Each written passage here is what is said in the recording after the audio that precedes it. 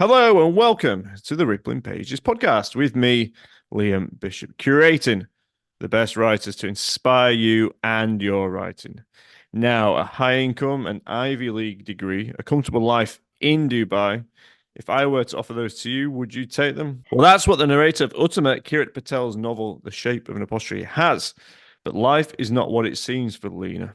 Lina is pregnant, and she's finding that this seemingly salubrious society is not congenial and accommodating to the difficult challenges of an unplanned pregnancy.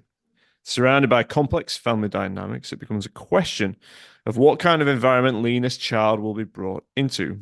Uttama was born to Gujarati parents who then found their way to the United Arab Emirates via Kampala, Surat, Pondicherry, and Colchester.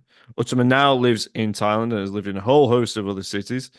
Her short fiction was nominated for the Penn Robert J. Dau Short Story Prize for Emerging Writers.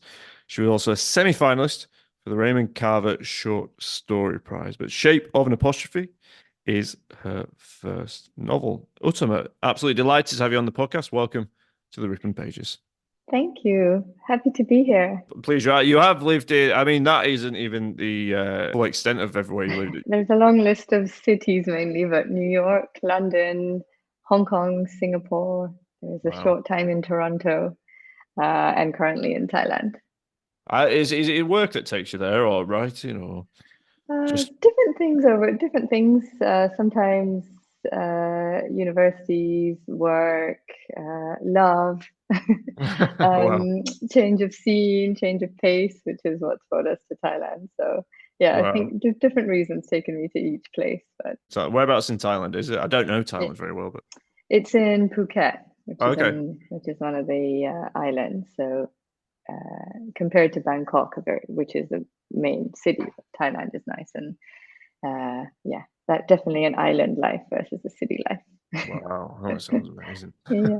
It's making me jealous, I know. Well, you're in London at the moment anyway, and Utama's in Yes. London at the moment, and that's where we're chatting from. Okay, let's get going. Before we do, remember to like, share, follow, subscribe, or leave a review if you enjoyed today's episode or any other previous episode. Can you just explain a little bit more then about the situation that Lena finds herself in? Lina is someone who never wanted to be a mother. She has never sort of placed motherhood or parenthood at the center of her identity. And she finds herself unexpectedly pregnant. So she's been married just over a year. She lives what she believes is temporarily with her in laws in their big Dubai mansion in a sort of joint family setup. And she finds herself unexpectedly pregnant and also living in Dubai where there's limited reproductive autonomy.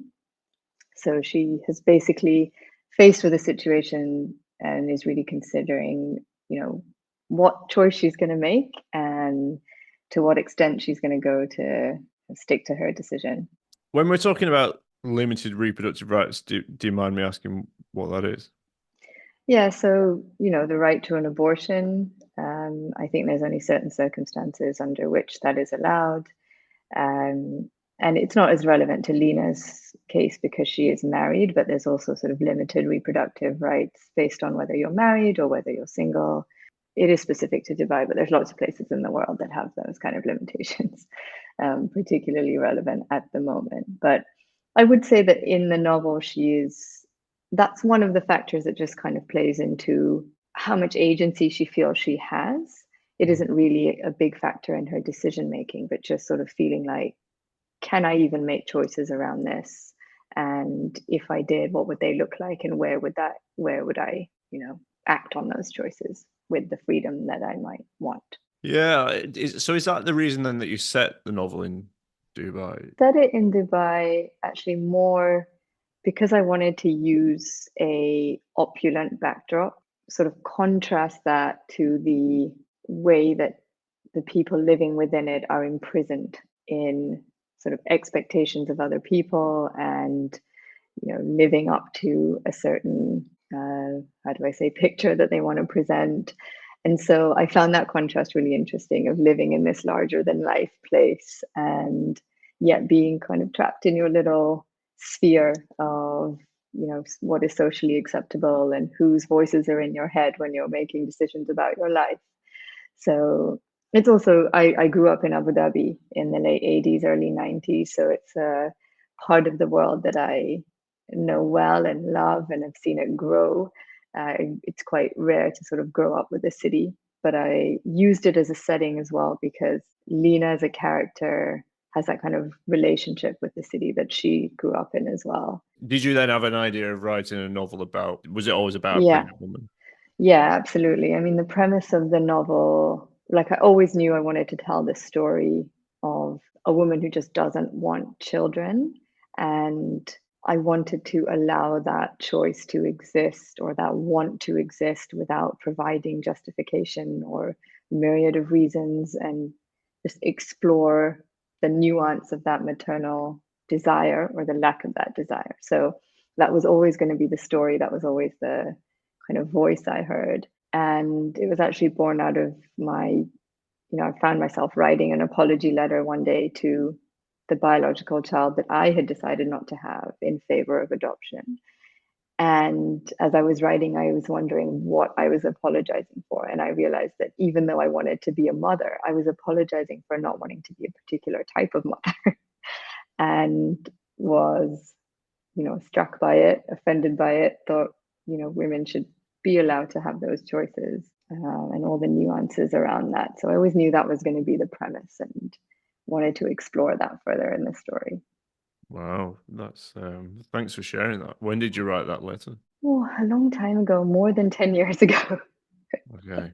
Yeah, more than 10 years ago, but sort of around the time soon after I got married and as I was considering, having a family in a more real way. I think, sometimes we have ideas about how we want our families to look like, but then when you're faced with the decision, it's a different thing. And I think that's also something I loved exploring with Lina. It's like she has very strong opinions about certain things and she knows what she doesn't want. But when you're actually in the physical state of being, of carrying a child, how does that change, if it changes, or what comes out of that, circumstance versus what you think you want or might want or not want. Yeah, desire is an interesting one, isn't it? And especially in relation to Lena and her situation. I don't know if you can explain just a little bit more about desire and what you mean by what Lena wants or doesn't want. Yeah, I think when I refer to maternal desire, of course, there's so many layers to that. But what I mean in particularly for Lina is, does she want to live that role, that identity, that practice of being a mother, which I think for the most part, people assume all women want that or all women feel it to some degree. I think that's something that I personally also not have like a physical ache, which many women describe as wanting to carry a child, birth a child, go through that process, which women can. And I think there's also a large number of women that don't feel that. So when I talk about want, it's both is it a physical want for, experiencing a process that is specific to women, plus the want of, nurturing, mothering, parenting a child. And in that case, it's not just specific to women, but intentional parenthood for both mothers and fathers. But in Lina's case, I really wanted to explore how she feels about, she's put in she thinks cerebrally that she doesn't want to be a mother and she doesn't want to, have a child. And then much of the novel, she is actually in the presence of the child that she is carrying. And the novel also explores that kind of the gendered expectations around parenting. So I think something that Lina also kind of pushes against is how she's expected to be in the role of mother versus what her husband is expected to do in the role of father. And the discrepancy between the two, like her husband, Dishan, is sort of given permission to shirk responsibility, whereas Lina's behavior as a mother is heavily scrutinized. I think also the physical demands and the mental labor of parenting. It's really hard to articulate that. The novel The Need by Helen Phillips does an amazing job of like, you're in this situation, you've got these children, and she has this almost cruel way of being like, I just wanted to shove a sock in their face to shut them up. And it sounds really cruel and horrible, but there are lots of moments of, mothering and parenting that are raw and difficult, and they kind of take you to parts of yourself that you might not otherwise confront. I'm not sure that Lina, having prior to when we begin the story, but she actually knows the extent of that. But she has also lost her mother to complications in childbirth. So I think there's the layer there where she just, she knows that there's high risk to becoming a mother as well. That's one of the traumatic events that precedes Lina's narrative. How does that come out then how does that evolve in the novel for Lina as she approaches the due date? Yeah, slowly, I would say. It's sort of something that I don't think she's buried so much as it's sort of a fact of her life that has just always been there. And of course, she has this really deep, special relationship with her father, who she has also lost at the start of the novel. And so I think that's really a focus, and it kind of stays that way throughout the story. But with her mother, I thought it's really interesting that I think one, of course, there's a lot of guilt that she has carried for sort of being the child that survived. And her mother was lost. And so, on the one hand, she knows what the risk of becoming a mother is. On the other, she feels culpable. And I think that guilt is an emotion that she really fights against, even as she's feeling it and doesn't want to feel it. And as she learns a little bit more and more about her mother over the course of the novel, there's also relief that comes from finding out some really difficult information, because she starts to feel less guilty. So I think she's also been surrounded by these little narratives of, being grateful, needing to be grateful for the choices that her mother or her father have made. And there's a kind of battle there between what she's supposed to feel and what she does feel. And she, didn't have a relationship with her mother. She only has the narrative of what happened to her mother.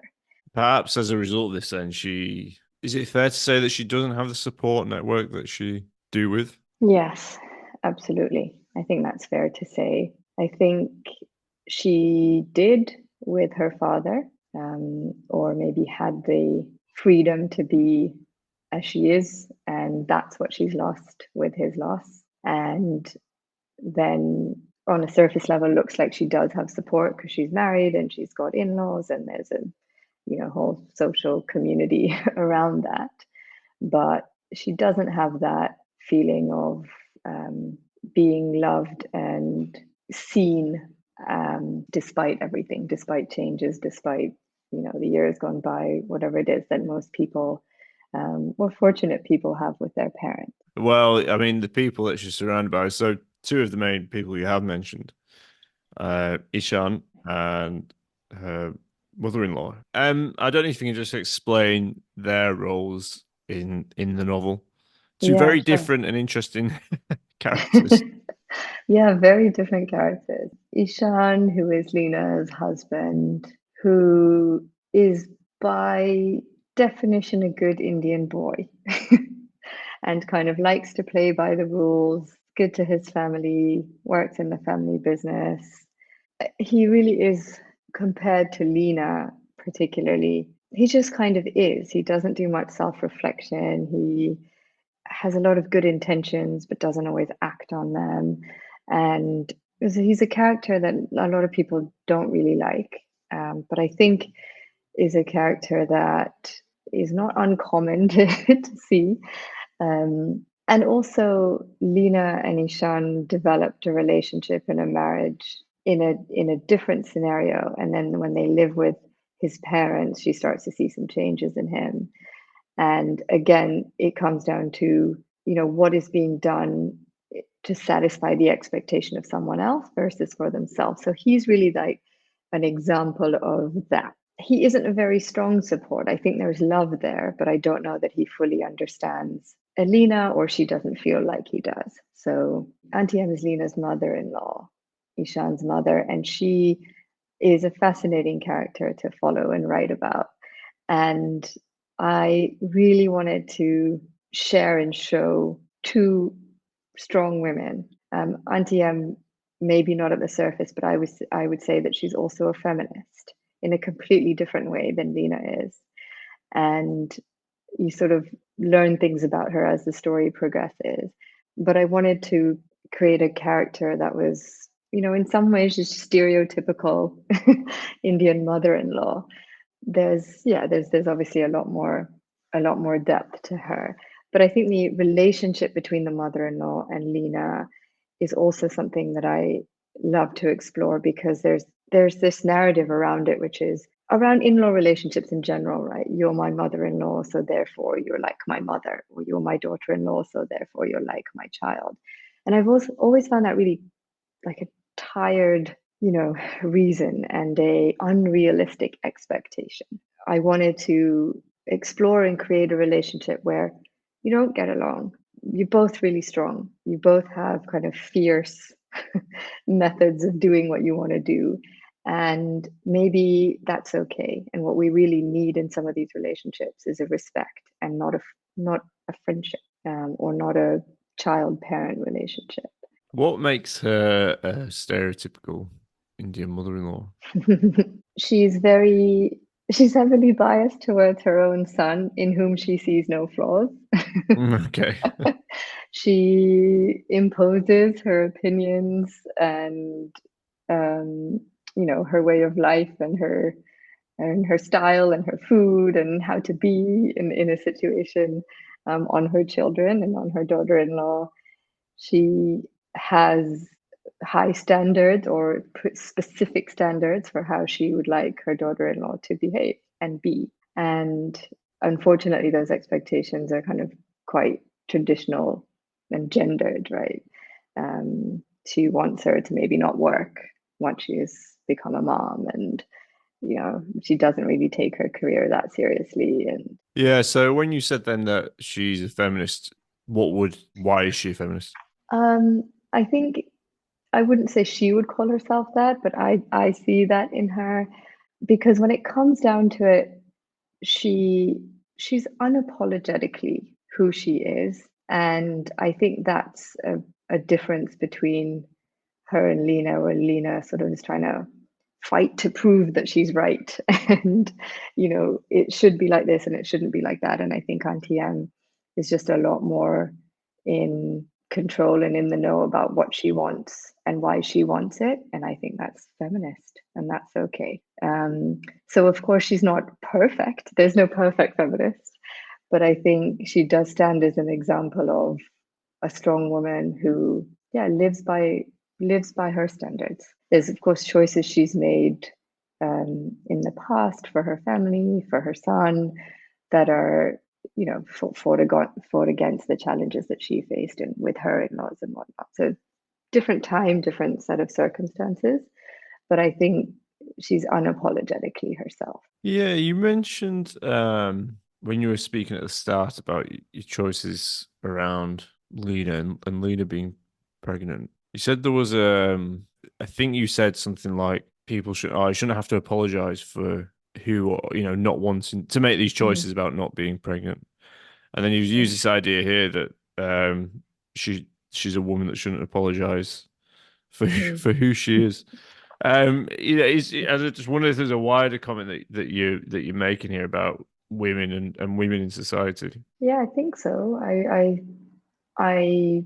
A lot of women feel like, I don't know, if not apology, then at least that they need to provide justification for their decisions, right? And there is absolutely a pairing that is imposed on women between choices in motherhood or about motherhood and selfishness. Like if you've chosen not to have children, that is you're somehow making a selfish choice. So definitely, I think in the situation of parenthood and motherhood, there's so much that people are expecting women to explain. And I think it is not the same for men when they say they don't want to be fathers. I don't think they're asked what they owe the world, and wasn't that a selfish choice that they were going to focus on their career instead, or whatever it is.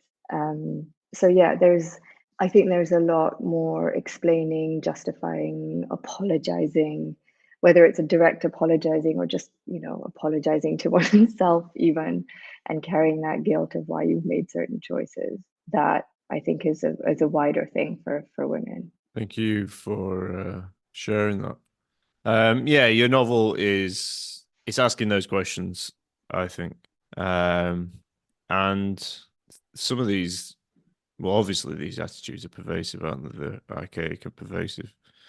I'll tell you what we'll do, Uttama. We'll have a quick break on the Rippling pages.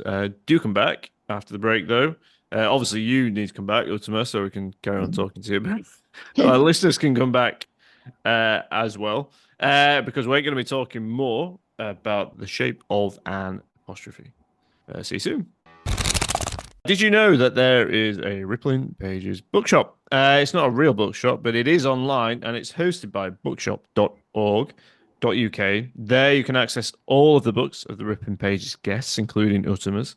To get there, follow the link in the show notes. And the best bit, all the books are sourced from independent bookshops, which means not only are you supporting the writers we have on the show, but you're also supporting indie bookshop.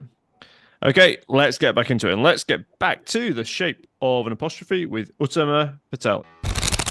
Hi, Uttama. Welcome back. Welcome back to you, the listener. We're going to get back into the shape of an apostrophe. Well, what I found, there's lots of images of sea life, and you talk about at one point. I think you talk about octopuses. There's a part where you talk about seahorses. I just wondered, were these some of your ways into beyond sort of bold metaphors about what you're talking about? Mm-hmm. Were these some other ways into some of the themes that you were writing about? I explored that sort of sea life, other creatures, how forms reproduce, but also because, without giving too much away in the novel, it is an unusual relationship between Lina, her father, her mother. It's not just a typical, mother, father, child, straight biological relations between the three of them.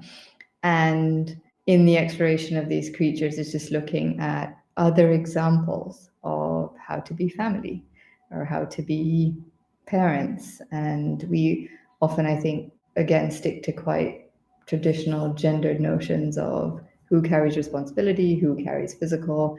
And so I just wanted to explore those to show that there is diversity in this, in other creatures, and we may not be physically able to change how we do that, but in our relationships and the roles that we play, we can. Definitely, yeah. It was a reference point for the reader, but it felt like there were reference points for Lina as well, and reference points for pregnancy and relations, but also a reference point back to her father, as you said. Yeah.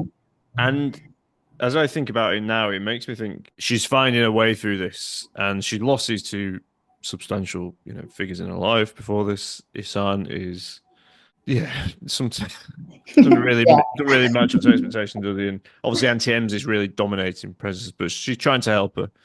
But it felt like Lina was lost, and there is a point in the book, in a really crucial moment, where you write the word "lost," and it's a really significant moment. Yeah, yeah. That's spot on. She's lost.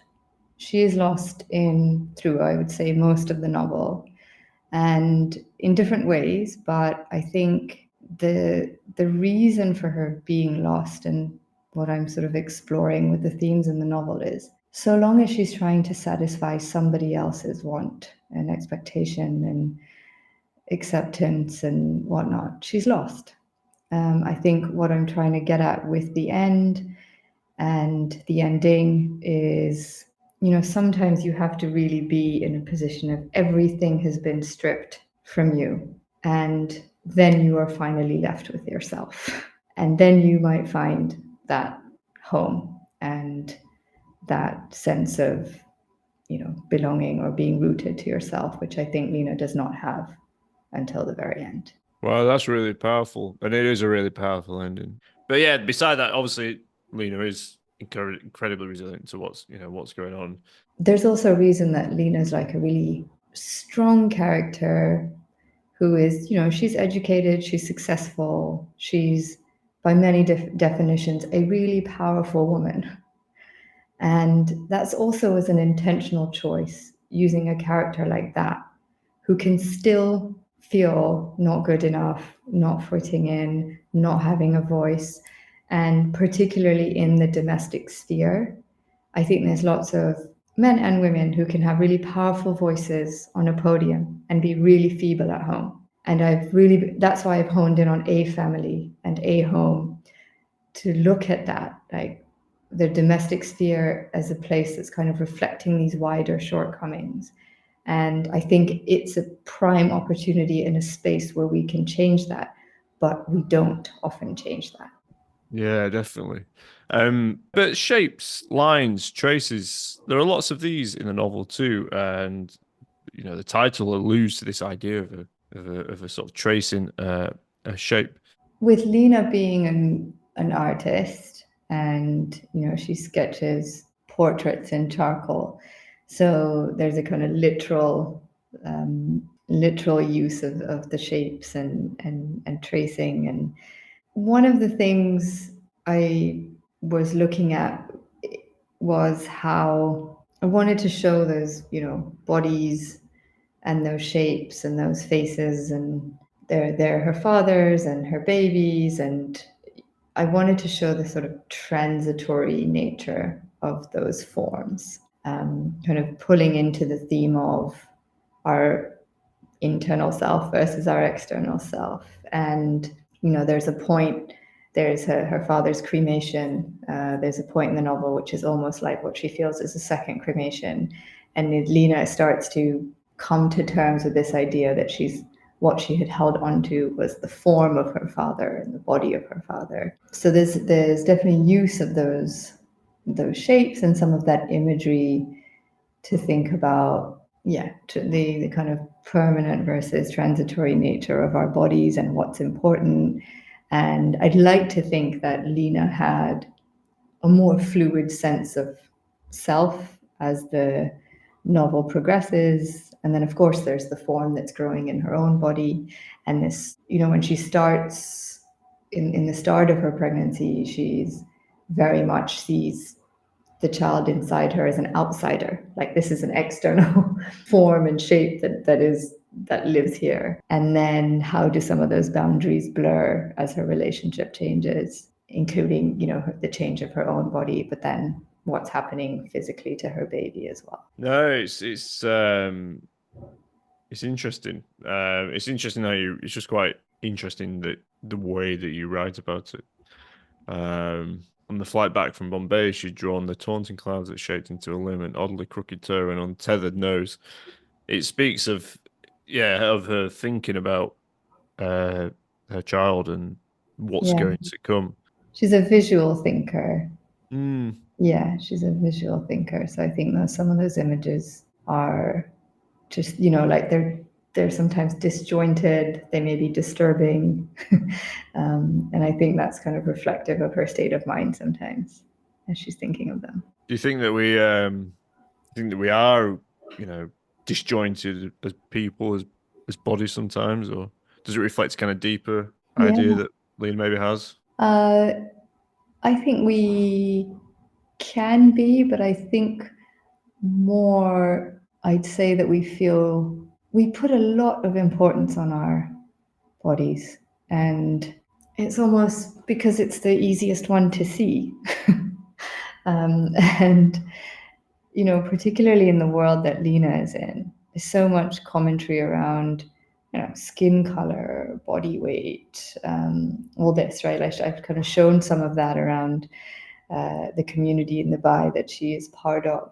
And so there's a fixation with our bodies that I actually think is quite limiting. And if we were to look at it in a more disjointed way, or in a more, I don't know, in just a different way, or maybe be more open to the purpose of our bodies and what they're there for and what role they play.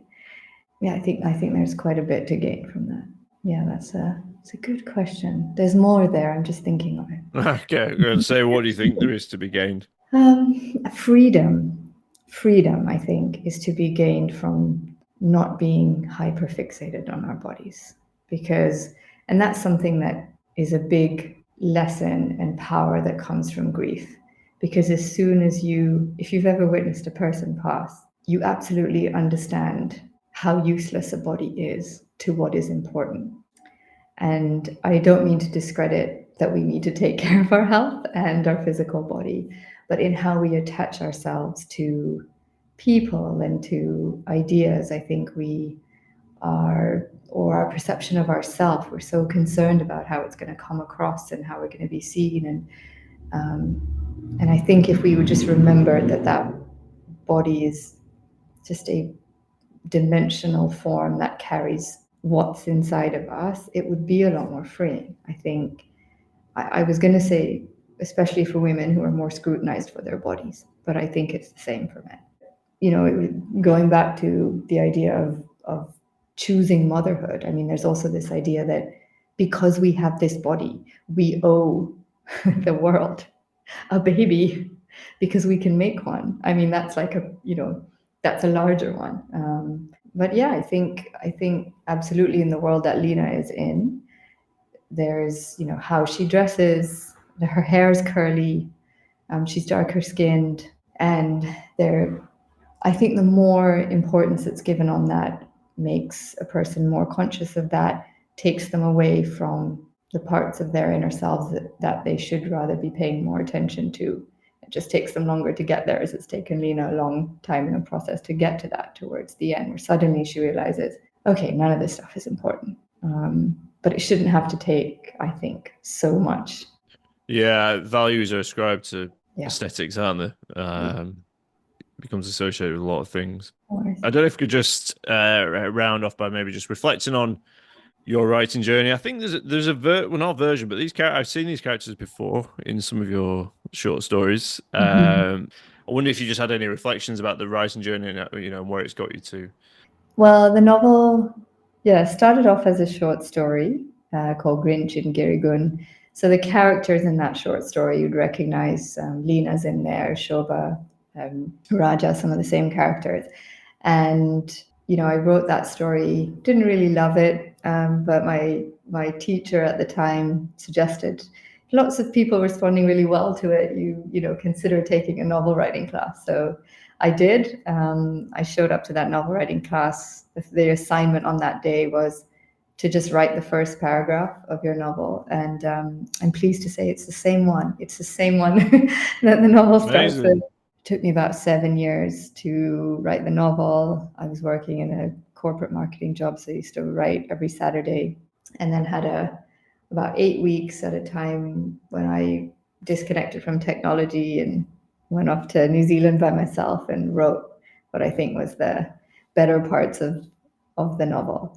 Writing for me, absolutely more joyous than the other parts of the process. I would say that, people don't always love to talk about publishing, but I found the part about finding an agent and kind of a home for the book was a particular challenge with this story.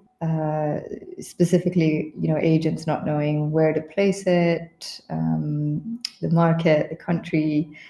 Also, the idea that being a brown writer, that I had some sense of responsibility for representing the community, or I refused to kind of bend to some of those suggestions. And so it took me a longer time to find an agent. Of course, when I did, it was speedy and smooth.